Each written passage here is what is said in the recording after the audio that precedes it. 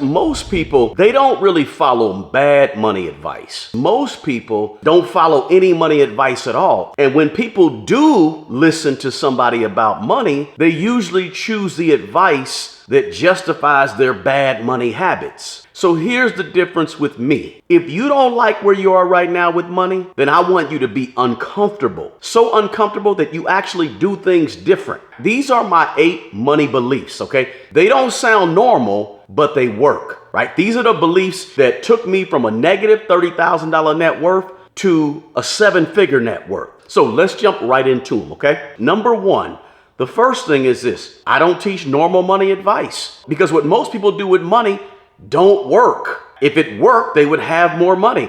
It's not working for them, what most people do. So most people are stressed about money all the time, constantly. Most people, to be honest, guys, are living like paycheck to paycheck, right? Most people are in debt. They don't have a plan. They struggling. They stressed. They worried all the time, right? Have no peace because of their money situation, job situation, etc. So listen, my thing is this: if you copy everybody else and what they're doing, you're going to end up like everybody else and what they're doing. So I don't teach the normal stuff. I say, let's do something a little different to shake it up, right? Wealth requires you to do something different. If you're trying to go to a different place, you got to do some different stuff. You got to think some different stuff, etc. And you got to get out of your comfort zone with your money. And that's always tough for a lot of people. But things like living below your means, that ain't popular, but it works. Saying no to the things like vacations and new cars, and saying no is powerful. It's not like a lot of other money advice, but you got to be able to say no. Being comfortable is costing you.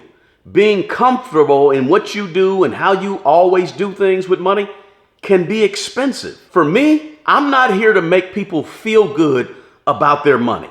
I'm here to challenge you about your money. And part of me challenging you is telling you the absolute truth and not sugarcoating stuff or making things seem better than they are, right? Giving it to you without the fluff. And that's what I do here. Now, the second money belief that I have that's a little different than most is that your money is your responsibility. Totally. 100%. And it's really you taking responsibility and accountability over your money. That's really your superpower. And once you accept that, it becomes fixable. But it can't become fixable until you accept that you are accountable, 100% responsible. You can't change what you don't take responsibility for. So your money is not the result of policies that have taken place in terms of the White House or your city or your state. It's not about that. Your money is about you and how flexible you can be to navigate around all these issues that you can't control. Here's what everybody seems to get wrong. Responsibility is not blame. Responsibility is control. The moment you stop waiting to be rescued, things are going to start changing with your money. I know life ain't fair, right? Where you started off in life ain't fair. You had one parent or you had no parents, and somebody else got a full nuclear mom and dad in the home. Dad got a good job. They got a whole big old family around them to support. You may not have none of that. But that has nothing to do with the decisions that you have to make when you get 18, 19, 25 years old, 30 years old. Your money is your situation. And here's the deal. Systems that you have to create for yourself when you're trying to build wealth or get out of your bad money spot, systems matter. And ownership of those systems is what's going to give you options. So you need to be creating systems, building systems that help you operate. And these are your systems, your budget, your net worth statement, your plan, your goals. It's all on you. Nobody is walking through the door to save you from you, right? So when you blame outside forces for where you are with your money, that gives you 0 options, right? But when you take responsibility for your money and where you are with your money and your finances, right? That's when you get your power back. Because when you take responsibility, now you have the power to fix it. But as long as you're putting the blame on somebody else, you're giving them the power to fix your problems. And that ain't the recipe for building wealth. Now, the third thing that I talk about that is different than most is Index funds and ETFs beat individual stocks. They really do. Most people don't need to be investing in individual single stocks. Most people. And when I say most, I'm talking about like 90%. In my opinion, index funds and ETFs work far better for most regular investors because they remove the guesswork. You don't have to guess which stock. I'll say guess. You don't have to research every stock. You don't have to understand the 10Q and the 10Ks that are coming down from every single company. You don't have to understand the full earnings report of every single company. You can, but most people don't want to put in that type of work. Most people just want to invest.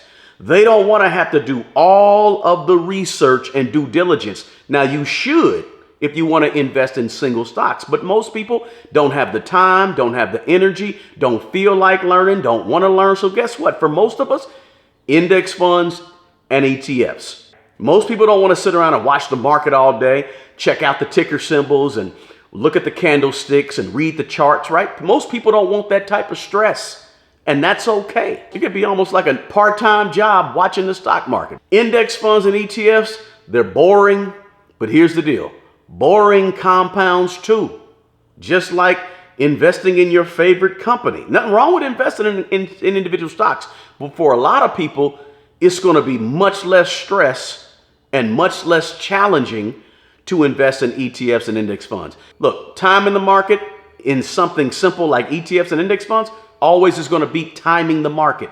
When to buy, when to sell. I like index funds and ETFs because in my opinion, building wealth should feel calm, not chaotic, not stressful, not panicked all the time, right? You can build wealth and enjoy yourself along the way without all the extra stress that can sometimes come with picking individual stocks and understanding when to sell individual stocks. Just my opinion. The fourth thing that I believe in is this. There's really three primary ways to build wealth in America. You can do a whole bunch of stuff, right? But all you got to do is dig into these three things and you're going to be good over the course of time, okay? 1 is business. 2 is real estate. 3 is the stock market. That's it. And you really just need to just make sure that you are in 2 of those 3 things. You ain't got to have all 3, but just 2 of those 3 and just do it consistently for 10, 15 years, you'll be good. Most people lose money trying to chase the next shiny object that's out there, the next Forex or the day trading or the options trading of, puts and calls and all that stuff, right? But really the most simple way is not complex. It's very simple. Really, the best way is simple. It's not complex, guys. Businesses, real estate, or stock market investing, primarily in ETFs and index funds, like I said before. Wealth is not about doing everything. See, a lot of people mistake being busy for being good with their money, doing a lot of different stuff, having this account open and that account open and that brokerage account, investing in this, investing in that. People mistake being busy and doing a lot of stuff with progress when it comes to their money. It ain't got to be that hard. It's about doing a few proven things consistently because focus beats over complexity every time. You only need 2 of the big 3, right? Build a business, have some real estate. Have some real estate, be in the stock market. Me personally, I like income producing real estate because that lowers your risk, right? Instead of having a vacant piece of land that's not income producing, have a single family home or 2 or 3 or 5 or 10 that's giving you income because that reduces your risk, right? Listen, it don't take the lottery to build wealth in America. It don't take crypto or finding the next crypto. All you got to do is keep it simple in 2 of the big 3. Now, the 5th thing is this.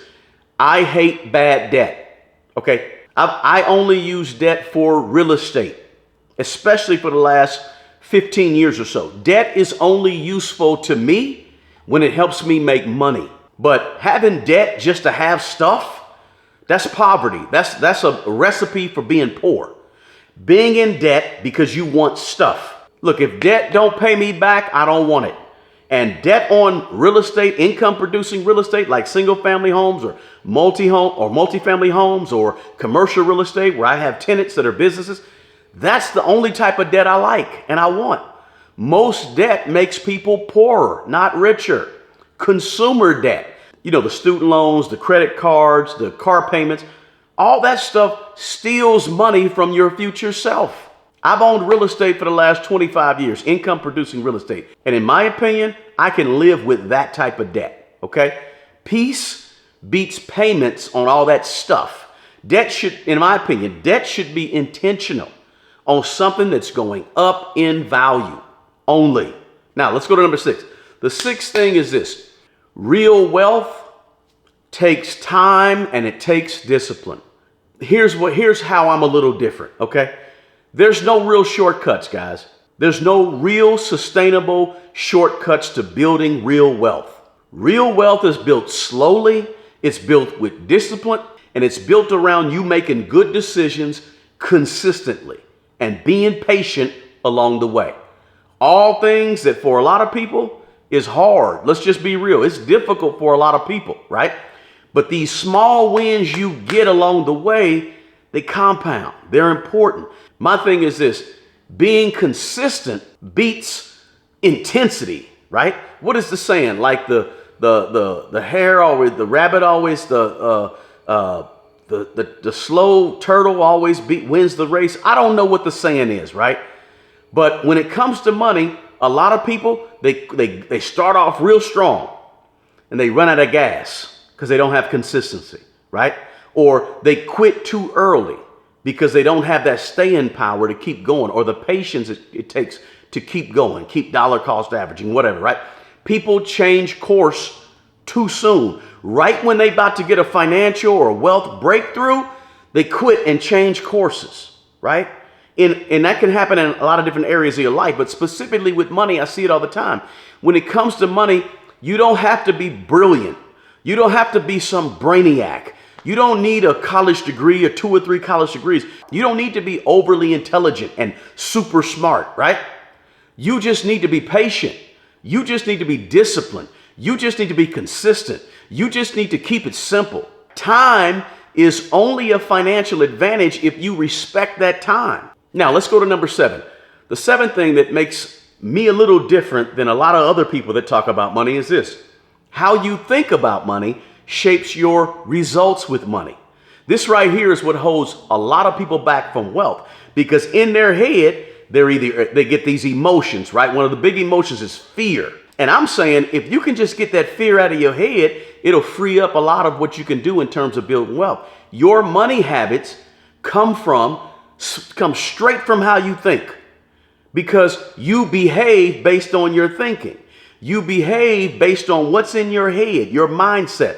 So how you think about money controls how you behave with money, right? How you think about money drives that behavior.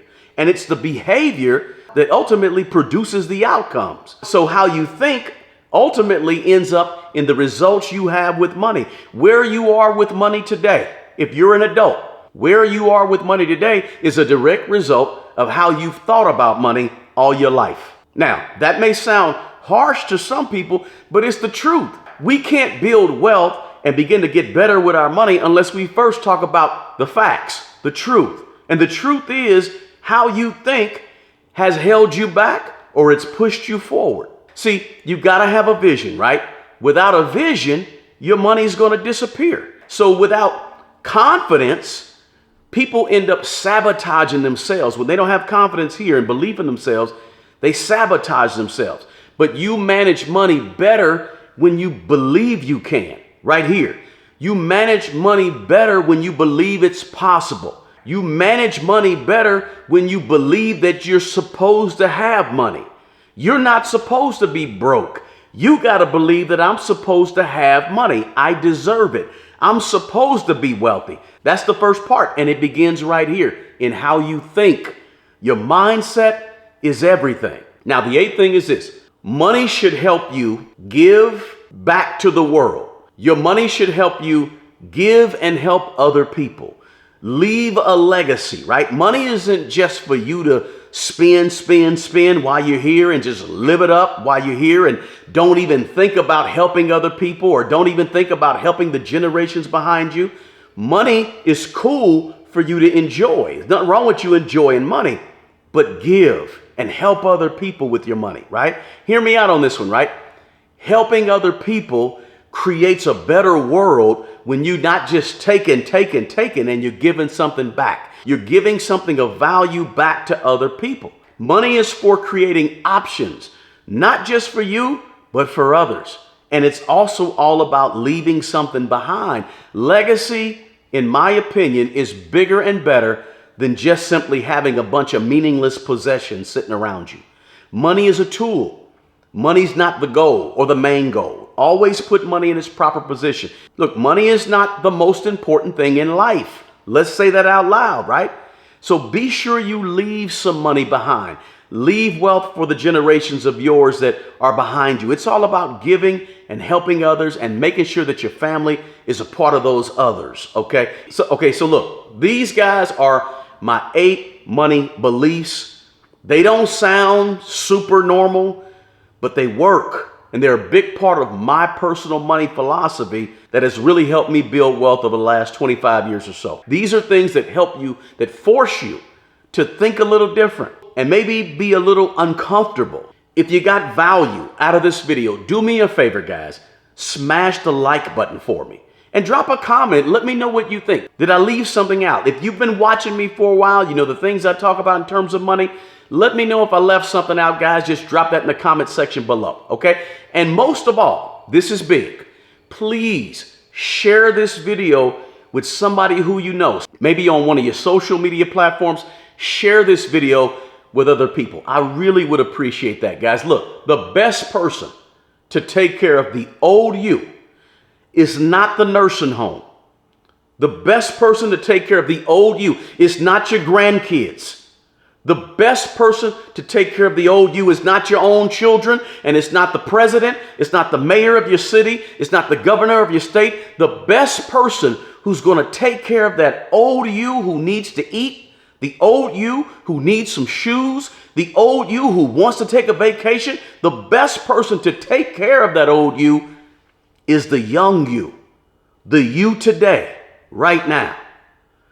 Until the next video, peace.